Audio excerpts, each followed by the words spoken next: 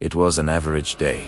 The streets were empty, the rhythm of life familiar, and nothing indicated it would soon become apparent that an innocent act in mere moments would rip the fabric of an entire community apart. Real crime doesn't make itself known through ominous music and flashing signals. It lurks in the familiar, in the midst of everyday life, often in the faces of those who are trusted. A door left slightly ajar, a call made a fraction of a second too late, an element so minute it was overlooked. These are the instances of when abnormally mundane life becomes a crime scene. It often takes longer for the police line to be removed from a crime scene, for the headlines in the newspapers to die down. When it comes to the consequences of an instance of real crime, its ripple effect lingers. This channel is all about narrating true crime stories, the way they actually happened and the way they actually affected the people involved, with respect, research, and facts. Behind each case, there's the victim and his or her life, family, and unanswered questions.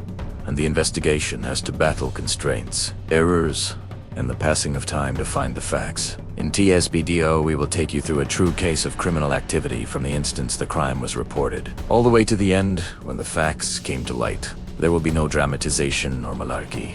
All will be based on facts, timelines, and the consequences of these incidents on the people involved since true. Crimes are nothing short of entertainment, when in reality they are the only reminder of what fragile lives we all lead, and the lessons from these incidents that will never be repeated. The first chapter introduces the discovery of the crime. A typical day quickly turned into a nightmare as the call went out to the authorities about a crime being committed in a peaceful neighborhood. The residents of the area were in shock as they struggled to accept the fact that the normal street they inhabited would soon be revealed as a crime scene. The authorities rushed in to take control of the situation as they began the process of evidence collection. The victim of the horrific crime was someone who led a normal life. The ordinary man in this circumstance was about to find himself in the middle of a nightmare that none of them could have foreseen. The second chapter of the case brought the first challenges for the inquiry. There were very limited initial leads, and all early evidence tended to go against witness accounts. The investigators struggled to distinguish fact from conjecture in a setting where they were under constant public observation and media scrutiny. Suspects were interrogated,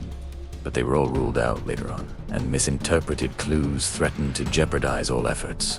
The tension was building as the investigators worked tirelessly, going through every single piece of evidence. It seemed like a major break was achieved every time, but the actual perpetrator was not visible. Chapter 3 represents a turning point, during which a crucial piece of evidence came into light. This could have been a surveillance tape, a person coming forward with information, or some piece of forensic work that had been missed. Everything changed with the new lead, and a timeline was put together that indicated inconsistencies between alibis. As the heat was turned up, it became increasingly difficult for the suspect to hide what they were doing. The case, that was once clouded with uncertainty, was slowly building towards a conclusion. The fourth chapter marked the revelation of the truth. The culprit was arrested, and the nature of the crime surprised those who followed the investigation with its motive and planning. Legal cases or confessions led to the understanding of the events that occurred, and the public was given an understanding of the thoughts behind the crime. This incident not only brought a sense of relief to those who waited for the final outcome of the investigation,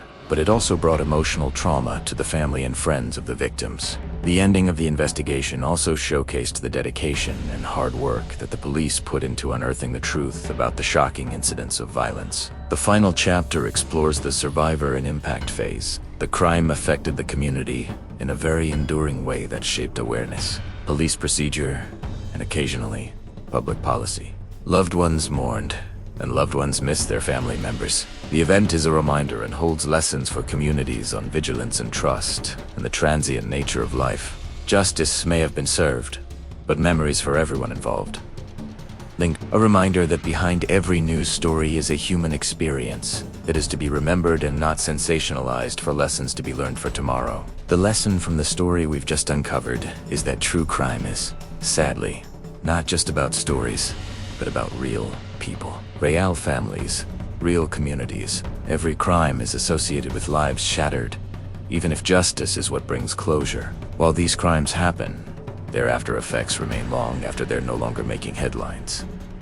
This, then, is what learning about true crime is all about. Why do we need these true crime stories? We need them because they help us remember. They help us remember lives lost much too soon.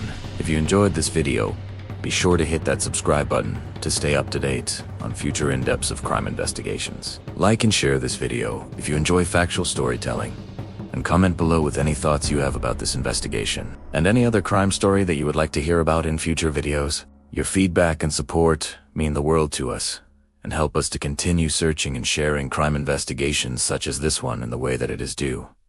Thanks for watching.